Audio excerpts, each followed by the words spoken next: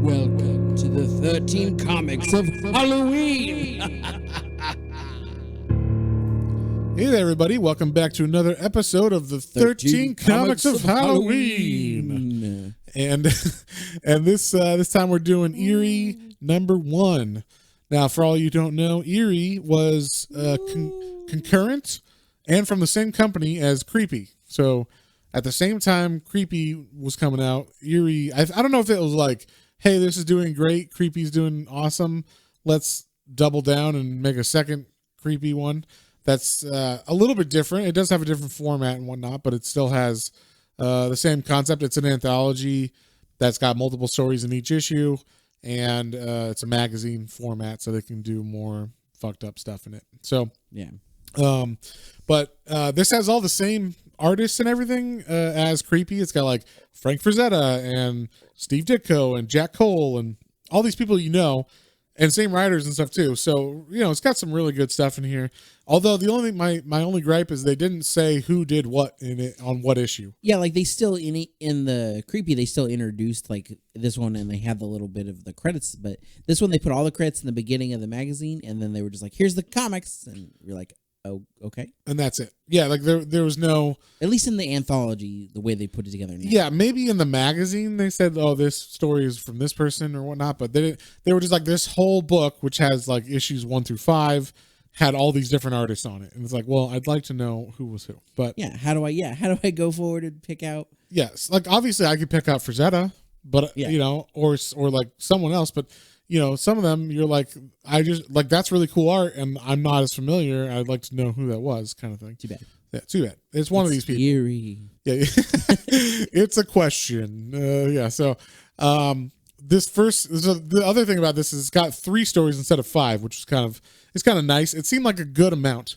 Like I got my fill, and they were a little bit longer, I think, than the other stories. They were just like, instead of 5 pages, they were 7 or 8. And so you only needed 3 to fill up the same amount of space. And that also meant probably they didn't have to pay as many people per issue and stuff. And it was also, you're getting like the same amount of money for 3 writers and artists instead of 5. So I'm sure that played something into it. But the first one of these, first story in this is called The Image of Bluebeard. And this was interesting because we just read Fables, and I didn't know who Bluebeard was in that comic. Yeah, before that one. Yeah, before that comic, I never heard of the origin or the tall tale or whatever of Bluebeard. And apparently it was something well known because this comic is about that same fable. Yeah, this is going to show you we are uncultured swine, sir. Yes, pretty much. Pretty much. I'm like, wow, I'm dumb. Apparently all these people knew this, and enough to make a story where you already know the setup as a reader, as a child in the 60s or 70s or whatever. So, but yeah, basically it starts off right away with a woman being dead in a shed and, like, I guess hacked to death with an axe or something, but she's hanging there. So I don't know how she was hanging, if her head was cut off, but maybe from the torso or something. They don't show that under part the of arms or something, maybe. I don't know. Yeah. Also, this is black and white, so you know it's not super graphic as far as color and stuff, but it's graphic as far as you get to see like people getting stabbed and stuff and whatnot. But yeah, so this in France, this detective finds another woman. He's like, "Sacre bleu, another woman!" Like, you know, whatever they say over there. And wow. And then yeah, so like, no offense to our international listeners. No, I mean, this is all just having funsies. So, so there's apparently a killer that's going around that they think is Bluebeard, the bearded man, and they know that this guy has killed lots of women. And then we cut to, so several weeks later, some newlyweds, and they're moving into a new place. And I thought this was like really funny the way they described this. So this dude is older, but you know, they show they show, like, I guess a couple weeks before this or whenever they started dating, how like the mother of the bride was like, "Well, you're no spring chicken. You're like pretty ugly. So like, I know he's older, but you should probably, you know, go with him because he's got money. Yeah, he and it's him or nobody. I mean, like, nobody's gonna be coming knocking. Yeah, no one's gonna want some plain wife like you, which is basically the meanest thing you could say to a daughter as a mom. And so she goes with him, and it doesn't seem like they're terribly like the only reason why she's going with him is because he's got money or something. But like, they probably don't know each other too well if what happens later freaks her out so much. But basically, they moved into his house in the middle of his lands, and like he's in the middle of nowhere. Land surveying job. Yeah, they just say like he's got to be gone for long periods of time, and that kind of leaves her hanging out here, and she gets bored, and she's like what am I supposed to do? Like, like this isn't cool. Like, why am I by myself all the time? And I thought we would be like together and on your land. And he's like, yeah, I have a job, woman. I can't be here all the time. But then he starts to spend a lot of time in his like work shed outside. And she's like, what? Like, this is ridiculous. So she like, don't bother me. I'm in there. I'm working on something. Yeah. And she's like, fine, I won't bother you. But she starts spending time in his library a lot. And she finds the legend of Bluebeard. And it reminds her a lot of the reports that have been going around in the area of women being murdered, specifically on like, newlywed women murdered by someone, a man with a beard. And they show like the pictures of the women and the men, and he looks very similar to I guess the art in this book. I'm sure it wasn't an actual picture, but it was like, whatever the artist rendition looked a lot like her husband. And she's like, oh my God. And so my husband. It goes through the whole Bluebeard myth, or legend, which is basically this guy Bluebeard marries a woman. He's like, you can go into any room in this castle but this one. And of course she wants to go to that one. She opens the door one day when she like steals his keys and sneaks off. She opens the door, finds all his previous wives hanging in the cellar with their heads cut off. She tries to like hide it, but he finds out that she did look in there, and he's like, fine, if you're so nosy, guess what? You get to be one of them. And so he cuts off her head and throws her in there. So then she's like, that sounds just like my husband. Like, or at least it looks a lot like him, like he's been so coy and gone a lot, and like I don't know. He's out in his shed all the time now. Yeah, I bet. That's exactly what's happening. Yeah, so I've made up my mind. She freaks out. She also finds like 4 other marriage licenses, so she's like, I'm the 5th. This makes perfect sense. So he must be Bluebeard, and she tries to like find out by like sneaking by and like knocking on the door to like bother him basically. And he's like, I told you, like, leave me alone. I'm doing something special for you. And like, yeah, you're gonna have a gift coming real soon. Yeah, real soon. And so she peeks in the window and sees him using his axe, and she's like, I knew it. It is him. He is Bluebeard. And so he leaves one day again, like the next day, and she's like, oh, don't worry. It's have a good day at work, honey. And he's like when I come home, I'll show you my little surprise that I've made for you in the guest house, but you make sure you stay out of there until then. And she's like, oh, yes, of course. And so she's preparing for him. She's like, I got to protect myself against this monster when he comes back. So she grabs a knife from the kitchen and I guess waits all day until he comes back. And then he comes back from work and he's like, finally, I'm sorry I'm late, my dearest, but it's time for your surprise. Are you ready? And she's like, first, I have a surprise for you. And she like stabs him in the chest. Yeah, like he's coming like in, like up the entryway, and she's like greeting him outside the house, and then they're like, yeah, he's like, come on, and going to embrace her or whatever, and then she's like, ah, yeah, and she stabs him right in the heart, basically. Yeah, kills him. I assume they don't really show like him dead. He falls back, and he's got a gigantic knife sticking out of him. Right in the middle of his chest, and blood's all over the place. And then she calls the cops to be like, he's here, the killer's here, and they're like, what are you talking about? And he's like, Bluebeard, or she's like, Bluebeard, the murderer in Paris, and he's like, madam, surely you knew. Bluebeard was caught 2 days ago and he confessed. And she's like, that's impossible. I'll show you the bodies. You have the wrong man. And she takes him to the cellar where he was working. The shed, I mean. Shed, yeah. And as she opens the door, we see there's not bodies in there, but like little boxes with animals that he had been collecting. So she had like a menagerie of animals to keep her company. Yep. And, he was just trying to be nice. Trying to be a good husband. But those women, they just aren't happy when you're not around all the time. No, I mean, if you got to try to keep secrets from them, they're eventually going to see a book in your library about murderers and be like, oh, well, this is obviously reading material for him of how to be a murderer. So I've got to kill him before he kills me. Yes. And as the old story goes. Yeah. So all you first newlyweds or people thinking about getting married, remember this story and remember it well. And don't judge a book in your significant other's library until you talk to him about it. Yeah. There you go. But what if he was Bluebeard and then, Well, then she should have thought about stabbing him in the chest first. Whatever. Just, how about you get to know the person you're marrying before you marry them, and There then you go. they're not evil. But anyway, the second story in this is called Death Plane, and this was a weird one, I thought. But basically, it's World War I times. We got biplanes fighting biplanes over the trenches in World War I. And yes, perfect, John. Do the sound effects while I read it. And it's the Red Baron. But yeah, so there's there's planes that have been going down all day long, actually like for a long time now. And these soldiers look up and they're like, hey, there's one of ours shooting down one of those murderous Krauts. And although I don't think they called them Krauts in World War One, but whatever. They're shooting them down. And then he's like, wait a second, that's not one of our planes. That's weird. And then they find out as they talk to their like head person that this plane, this unmarked plane, is actually shooting down both sides.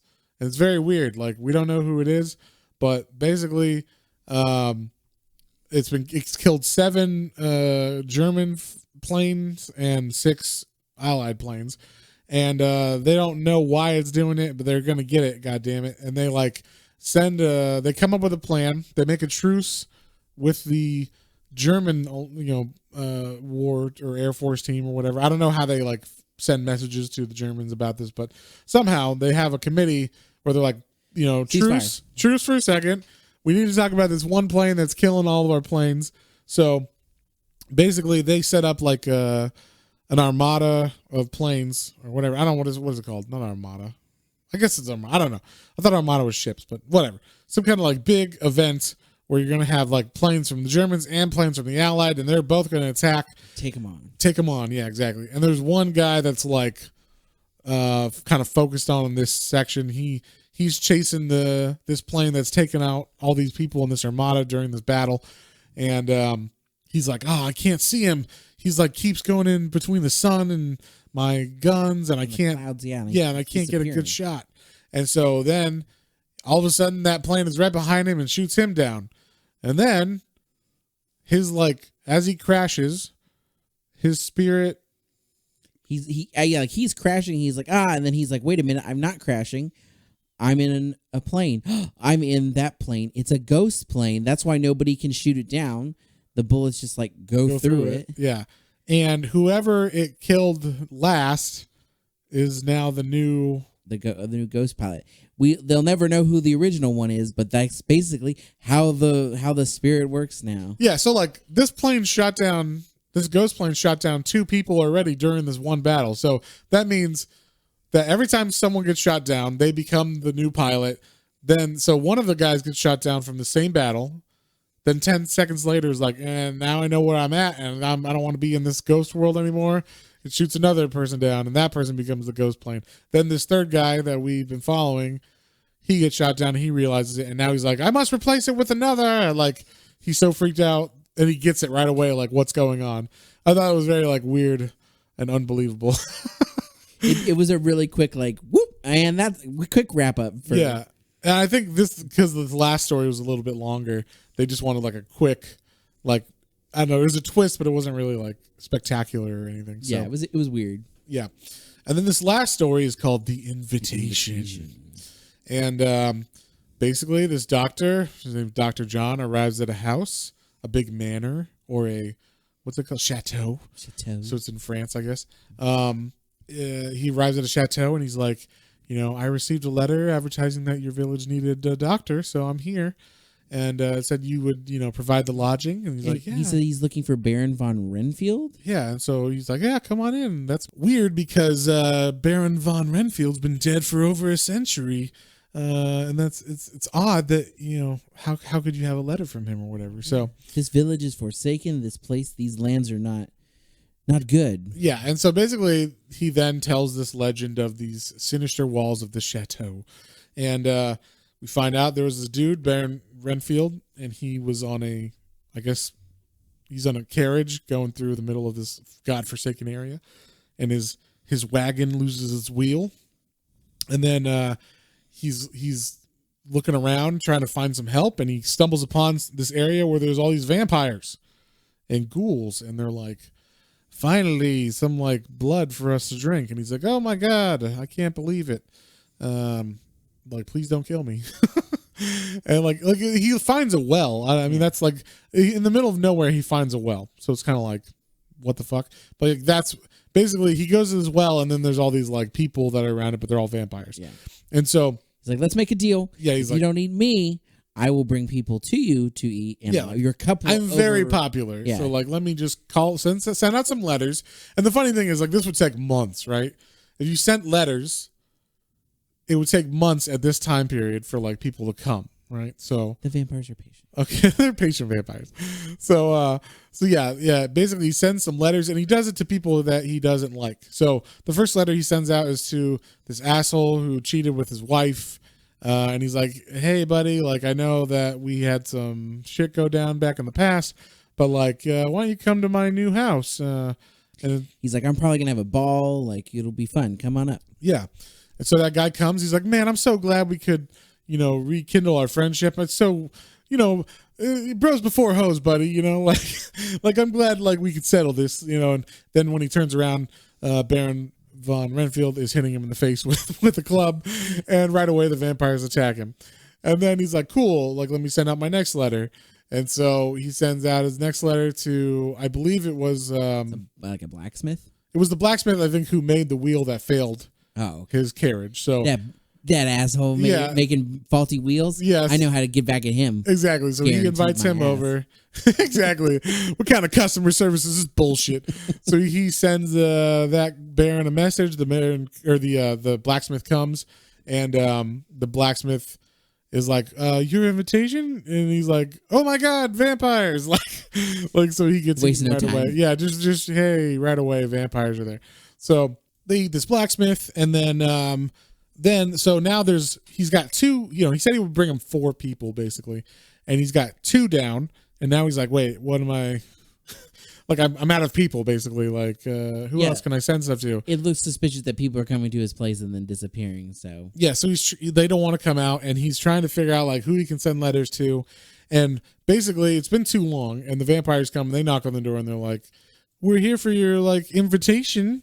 And he's like, what are you talking about? And he's like, like, basically, you said you were going to bring us people, and you didn't. So, like, we're going to make you one of us. And then they turn him into vampires. And it's funny because the people that are attacking him are the people that he brought there. Yeah, he's like, oh, wait a minute, my old friend, you're a vampire too? Yeah.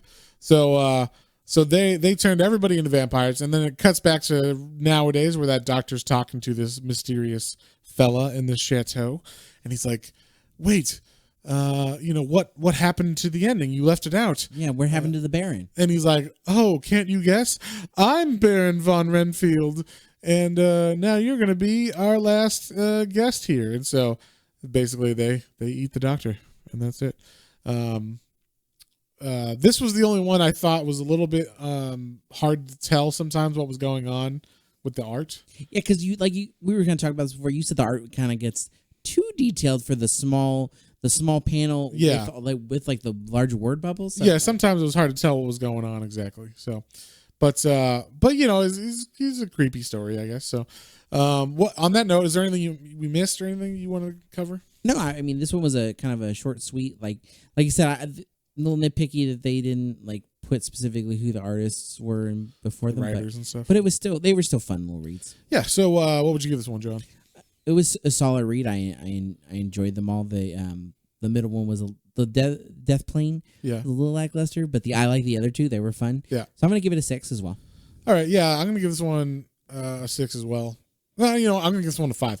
It was perfectly readable, but there was because there's only 3 issues in it, there was less to like pick from that you could make it a higher grade or whatever. So while the art was good on the 3rd one, like we said, sometimes it was hard to figure out what was going on because it was so detailed, or trying to be so detailed in such small panels, and everything was black and white, so there's so much ink on the page. Sometimes it was hard to tell what was going on.